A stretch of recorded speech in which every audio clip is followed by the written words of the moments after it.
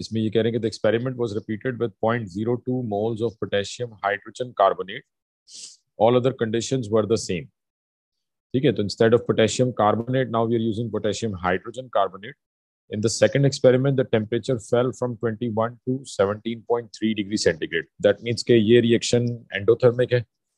तो construct a balanced equation for this reaction. जी.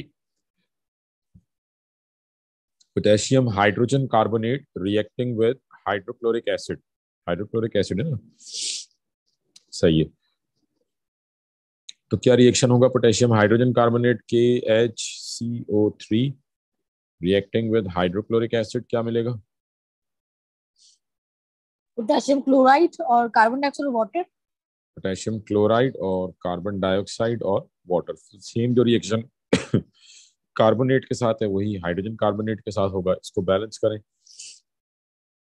तो ये ऑलरेडी बैलेंस्ड है equation. Calculate the quantity of heat absorb in experiment 2।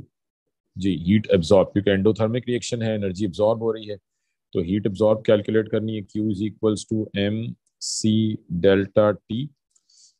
तो mass of water कितना लेंगे आप, जो भी वॉल्यूम है सोल्यूशन का, और सोल्यूशन का वॉल्यूम कितना था 30 सेंटीमीटर क्यूब, तो सेम वॉल्यूम ले लेंगे। मास 30 grams into specific heat capacity 4.18, और चेंज इन टेम्परेचर कितना है इस दफा 21 माइनस 17.3 3.7। तो क्या आंसर आ रहा है इसका?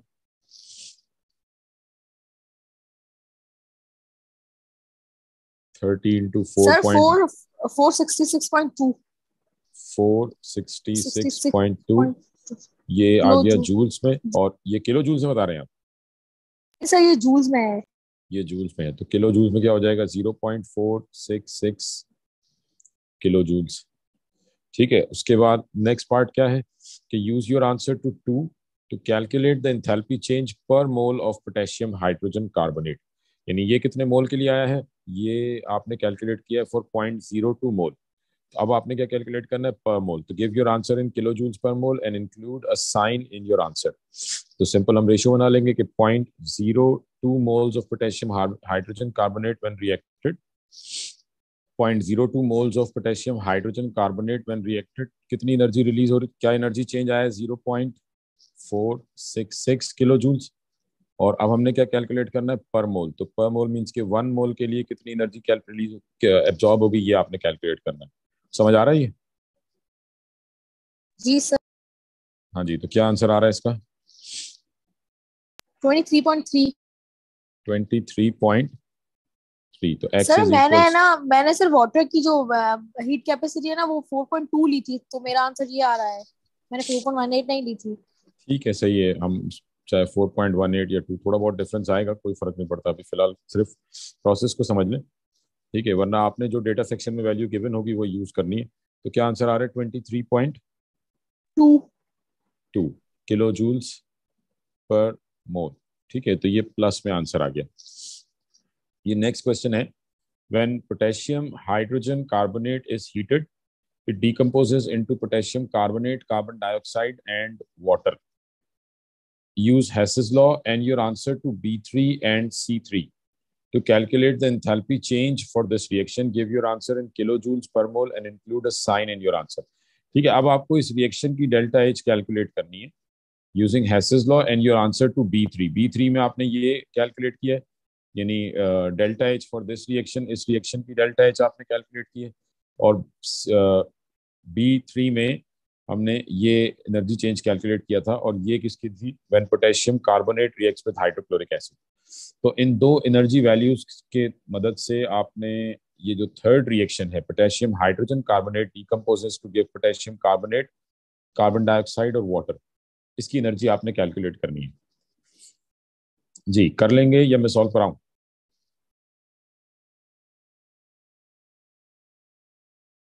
सर कर लेंगे, आप बस नीचे वैल्यूज लिख दें। अच्छा चले, मैं इक्वेशंस लिख देता हूँ। ठीक है, पहली इक्वेशन क्या थी, potassium carbonate reacting with hydrochloric acid, this gives potassium chloride plus carbon dioxide plus water. ठीक है, इसको बैलेंस करेंगे, यहाँ पे 2 और यहाँ पे 2, और इसकी वैल्यू कितनी आई है हमारे पास -32.76। ठीक है, और दूसरी इक्वेशन जो अभी हमने की, potassium hydrogen carbonate reacts with hydrochloric acid, this gives potassium chloride plus carbon dioxide plus water, और ये वैल्यू आई है प्लस 23.2 किलो जूल्स पर मोल। और ये जो रिएक्शन है इसकी एनर्जी अब आपने कैलकुलेट करनी है इन दोनों की हेल्प से। अच्छा, ये आंसर तो प्लस में है, वैसे एक्चुअल जो आंसर है वो है प्लस 79.00। ठीक है, बट 79.16 सही है, क्योंकि मतलब हमारे पास जो आंसर आया है ये 32.76, एक्चुअल जो आंसर है वो है 32.60 माइनस 32.60। तो वो कुछ हमने वैल्यूज जो है वो थोड़ी बहुत आगे पीछे की होंगी, तो जिसकी वजह से वरना आंसर 79.00 है। ठीक है, तो ऑलमोस्ट आंसर करेक्ट है आप लोगों का। अब इसको चेक कर लें एक दफ़ा किस तरह से सॉल्व करना है जब ठीक है। और अब इसको मैं सिंपल इक्वेशन से ही सॉल्व कर रहा हूँ। आपने इसको साइकिल से सॉल्व किया है या इक्वेशन से ही सॉल्व किया है? सर इक्वेशन से सॉल्व किया। इक्वेशन से सॉल्व किया है ना, ठीक है। चलें हम भी इसको इक्वेशन से ही सॉल्व करते हैं। तो अब मुझे ये इक्वेशन रिक्वायर्ड है और इसकी एनर्जी चेंज कैलकुलेट करनी है। इसमें पोटेशियम हाइड्रोजन कार्बोनेट के 2 मोल्स हैं रिएक्टेंट साइड पर, और जो इक्वेशंस गिवन है मेरे पास इसमें पोटेशियम कार्बोनेट का 1 mole, potassium hydrogen carbonate sorry, potassium hydrogen carbonate का 1 मोल है, और मुझे कितने मोल्स रिक्वायर्ड है? 2 मोल्स रिक्वायर्ड है। तो मतलब ये जो इक्वेशन है, लेट सपोज ये इक्वेशन नंबर 1, ये इक्वेशन नंबर 2, तो मैं इक्वेशन नंबर 2 को मल्टीप्लाई बाय 2 कर दूंगा। ठीक है, तो सिंपल ये क्या हो जाएगा, 2KHCO3 plus 2HCl 2KCl 2CO2 plus 2H2O, और ये जो वैल्यू है ये भी मल्टीप्लाई बाय 2 हो जाएगी, so that we can have 2 moles of potassium hydrogen carbonate. उसके बाद पोटेशियम कार्बोनेट जो है ये आपको प्रोडक्ट साइड पर रिक्वायर्ड है अगर आप देखें, और गिवन इक्वेशंस में पोटेशियम कार्बोनेट रिएक्टेंट साइड पर है। तो इक्वेशन 1 जो है इसको रिवर्स कर देते हैं, और इसको रिवर्स करेंगे तो ये क्या हो जाएगा, 2KCl plus CO2 plus H2O gives K2CO3 plus 2HCl, और साइन चेंज हो जाएगा प्लस 32.76। अब इन दोनों इक्वेशंस को हम ऐड कर लेते हैं। ये इक्वेशन वैसे ही खत्म हो गई, इसको आपने रिवर्स कर दिया है। तो अब कैंसिलेशन क्या हो रही है वो देख लेते हैं। 2KCl कैंसिल, उसके बाद 2HCl cancel, CO2 cancelled with 1 mole of CO2, H2O cancelled with 1 mole of H2O। तो फाइनली आपके पास क्या बच गया, रिएक्टेंट साइड पर 2 moles of KHCO3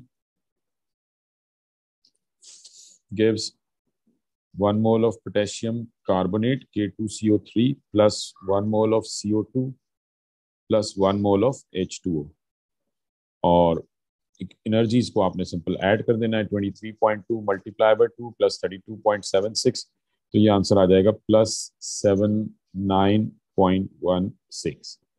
ji clear है बेटा? ये सर इस मेथड से सारे सवाल सॉल्व हो जाएंगे सर? जी बेटा सारे सॉल्व हो जाएंगे, मतलब कोई भी इक्वेशन का सवाल हो। सर तो हम आप हेसिस लॉ को याद नहीं करें, बस ये इस तरीके से कर लें। देखिए असल में प्रॉब्लम मतलब इसको मैं इसलिए बार बार यूज नहीं करता हूँ क्योंकि जहाँ पे सिर्फ फॉर्मेशन डेटा है ना, वहाँ तो आप डायरेक्ट वो मतलब फॉर्मूले से काम चला सकते हैं।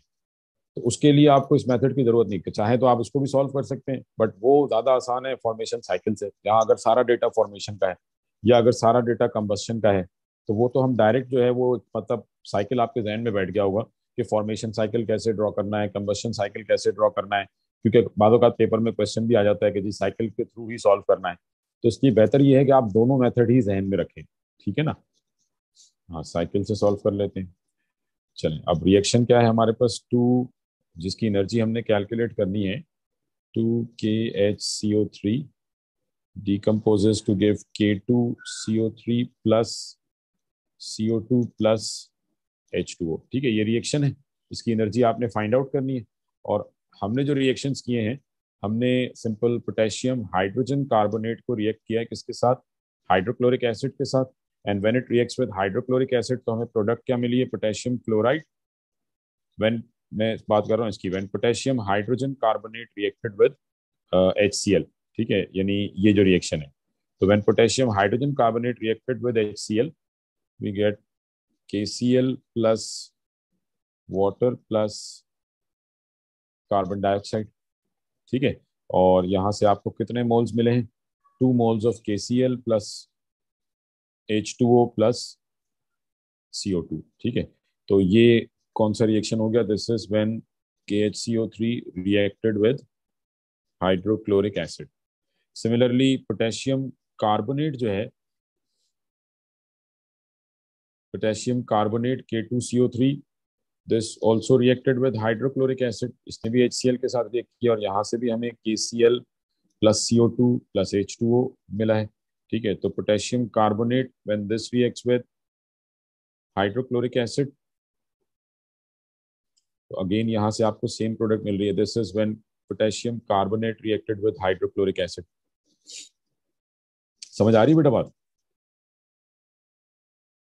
जी सर। ठीक है, अब आपने सिंपल एरो साइड्स को, गलत थे इसलिए माइनस में आंसर था। अच्छा बस क्लियर हो गई ये बात, ये इसको आगे सॉल्व करूं? बस हो गई सर क्लियर, एरो गलत। ठीक है ना। तो अब इसमें आपने सिंपल, क्योंकि पोटेशियम हाइड्रोजन कार्बोनेट आपने जो एनर्जी कैलकुलेट की है वो 1 मोल के लिए है, और यहाँ पे कितने मोल्स यूज हो रहे हैं? 2। तो ये जो भी एनर्जी होगी इसको हम मल्टीप्लाई बाय 2 कर देंगे, और ये 1 मोल के हिसाब से रहेगी। इन दोनों साइड्स को आप ऐड करेंगे तो इसकी एनर्जी आपके पास आ जाएगी, आंसर वही आएगा सेम। ठीक है।